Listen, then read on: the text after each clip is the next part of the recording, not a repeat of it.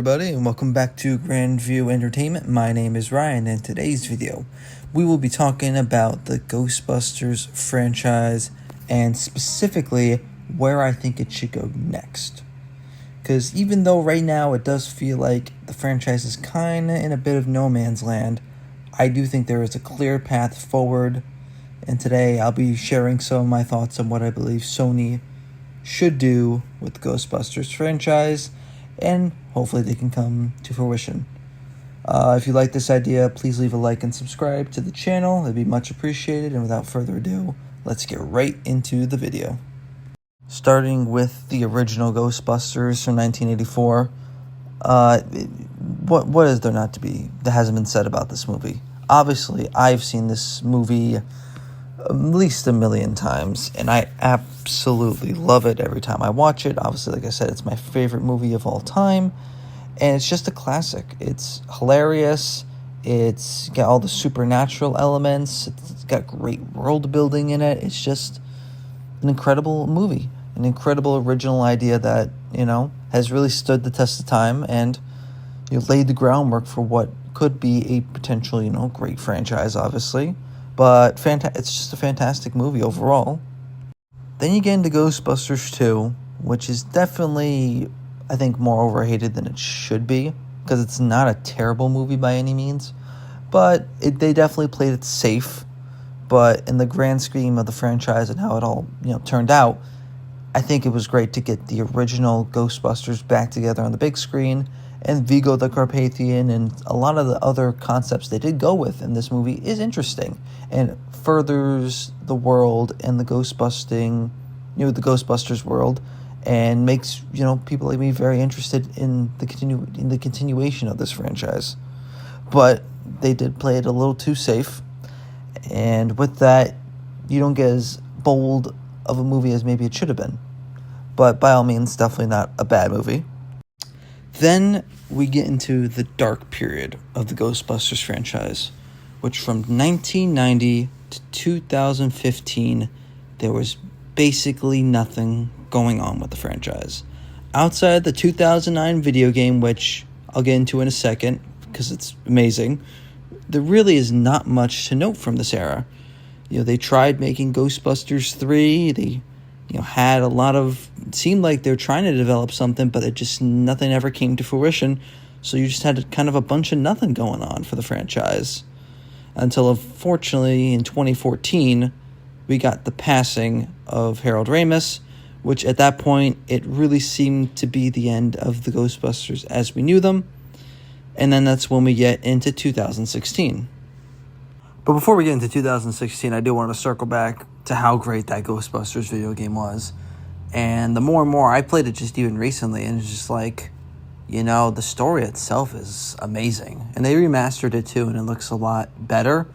But the story is it's really good. It feels like an official Ghostbusters 3. So, obviously, I think we all would have preferred the Ghostbusters 3 with all the original Ghostbusters as a film, but to be fair, it is very crazy to think that they all did get to reunite for a third time, but in video game form.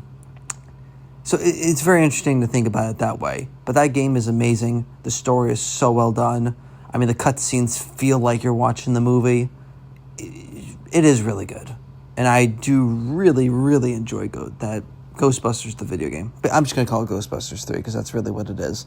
It's so well done, and even though like I said, wish we would have got that Ghostbusters 3 movie with the original cast, I think it's great nonetheless that we do have the video game, which feels like the third installment. But then when you get to 2016, we get the infamous Ghostbusters from 2016, the all-female cast, and what is there to be said that hasn't been said about this movie? There are some people that like it. There are a lot of people that don't like it. While I don't think it's the worst movie ever made, and as awful as some people say it, I don't like it much. It's not that great of a movie. That's really where I stand on it. And I think it breaks into two groups of people that don't like this movie. Obviously, we know there is a crowd that didn't like it because there were women and, didn't want the reboot and all that sense. in that negativity that we won't delve more into. But there is a group of people that, obviously been waiting their whole lives to get one more Ghostbusters adventure with the original crew. And it felt weird that as soon as one of them died, we get basically a reboot, and a whole new cast and everything. And it felt like we finally get a new Ghostbusters project after all those years of waiting. So I do understand and relate in that sense of being like, we waited all this time to get a new Ghostbusters movie, and it's not even Ghostbusters 3. So in that point, and not only that as well, it entirely ignores the entire movies coming before it. That they didn't decide to at least try to do it in the same universe, but instead there's been no other Ghostbusters before them, and I just think that was the wrong way to go about it, and that's probably a reason why it didn't do so well. After Ghostbusters 2016 came out, it seemed like the franchise was going to be going through another dark period, because while the film was received decently by critics, it was not received well by audiences at all, as it has a very negative score on Rotten Tomatoes audience-wise, and the reputation of the film has definitely not been good. And even more importantly for the studio, Ghostbusters 2016 lost them a lot of money and was a box office bomb. So it seemed like we'd be getting another long break from the Ghostbusters franchise, but to everyone's surprise, including myself, in 2019, Jason Reitman was announced he was going to direct a new Ghostbusters movie set in the same universe as the original. And that's where we get to our current slate, where we got Ghostbusters Afterlife and Ghostbusters Frozen Empire. But delving more into both of the movies, I'll start with Ghostbusters Afterlife. And to be clear, I really love this movie. I do. I remember when it came out back in November 2021, I saw it 3 times in the theater. I could not stop watching it, and I still enjoy it to this day. And I've noticed more flaws as time has gone on. When it first came out, I was like, this is amazing, this is perfect. As time goes on, you see more of the flaws, but for me, the emotional moments really work. And even though the movie does rely heavily on nostalgia, for this movie, it's used effectively, and it works. For Ghostbusters fans, this is made for them. It's about honoring the franchise, and while introducing new characters that you do care about, like McKenna Grace's Phoebe, and even Finn Wolfhard's character, Trevor. I think they're great additions, along with, of course, Paul Rudd and the mom, who I can't remember her name, but the additions to the cast are great. And overall, it relies a lot on nostalgia, like I said, but for this movie, it works. And this movie overall does work. It works really well. That's unfortunately when we get into Ghostbusters Frozen Empire, which, while there was a lot of, great feedback from Ghostbusters Afterlife, a lot of people like myself did really like it. There were some people like, all right, there was a lot of nostalgia and there was a lot of callbacks, but we're excited to get more of a new take on the franchise and get them back in New York City. And while there was a lot of good in this movie, and it was a good movie overall, it should have been better. For overall, it just tries to do too much stuff, and there are too many storylines, too many characters competing for attention. Like I said, it was great to see the Ghostbusters back in New York City, and the villain overall was very interesting and new, but because of how many plot lines and characters, the good stuff just doesn't get enough time to shine, and some of the weaker elements, take up that time. So for me, I always kind of compare it to it's like the Amazing Spider-Man 2. How that is to the Spider-Man franchise, I kind of compare it to this. I think this is a little bit better than that, but it's in the sense of there's a lot of good elements here, and you'd be lying to say if you don't see that there's a lot of great elements here, but there's just too much going on for its own sake, and it interrupts any of the good stuff with some not so great stuff. So it's just too much going on, and they needed to trim some of the plot lines down, and some characters maybe from Afterlife didn't need to be there, but they just had too much going on, and it sometimes just feels a little all over the place, and that's a little disappointing because I was definitely excited to see this movie, and while I ended up walking out enjoying the movie, and exciting to hopefully see more adventures, which I don't think we will, but it just was a little too much of a mess. And they needed to clean up a little bit more. But regardless, it's still good and it's still fun overall. And that brings us to now current day, July 2026, and where the Ghostbuster franchise currently sits.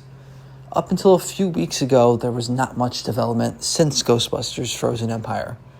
And it kind of, once again, seemed like we were kind of going through a little bit of a gap. But luckily, a few weeks ago, we got an announcement that Ghostbusters Night Shift is the new animated Ghostbusters show that I am very excited for and looks really good.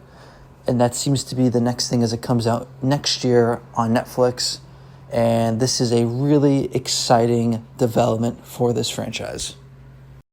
But for us Ghostbusters fans, I think we should be interested in what is next, and in some points, excited and just intrigued to see where the franchise goes next, as there's a lot of ways to go.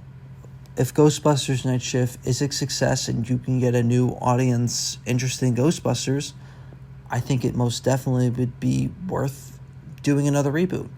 And that's not saying anything against the previous two movies. I love Afterlife and enjoy Frozen Empire. I think they are enjoyable movies. But I think the fact of the matter is they've made some money for Sony. I think Afterlife made a little bit of a profit and Frozen Empire broke even, but they're just not as big of hits as I think they should have been.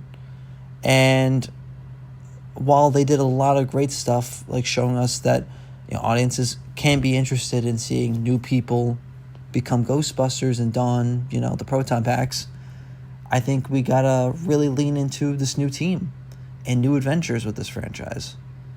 And there's a lot of uncharted territory. So it's a really exciting time. It is really, just like I said, exciting to see where they go. But they just kind of have to go in some new territory that the franchise hasn't gone in. And there's so much places for them to go. I mean, seeing scientists or people bust ghosts in New York City, I think is always going to be a compelling and interesting idea for another Ghostbusters movie, and people would like to see that. But at the same time, they got to rely a little less on nostalgia and more about making a creative, interesting, and exciting movie. As a Ghostbusters fan myself, I have been writing new Ghostbusters stories. My original idea, Ghostbusters Blood Moon Rising, which I did a video on this YouTube channel and like to explain more of in a future video. But anyways, that's a side note. It's all about a new team and a new adventure. So I would like to see them do another live action movie. Preferably, I think it should be a reboot, but we shall see. But all this relies on Ghostbusters Night Shift and if it can reunite a new audience for Ghostbusters. And that's going to do it for today's video. Thank you for checking out this video and checking out my channel, Grandview Entertainment. As always, if you could please like and subscribe to the channel. I have a lot of exciting content on the way. More movie reviews, more movie talks, and movie ideas that I would like to share with you guys. So as always, like I said, please like and subscribe. And thank you for checking out my channel, and I will see you in the next video.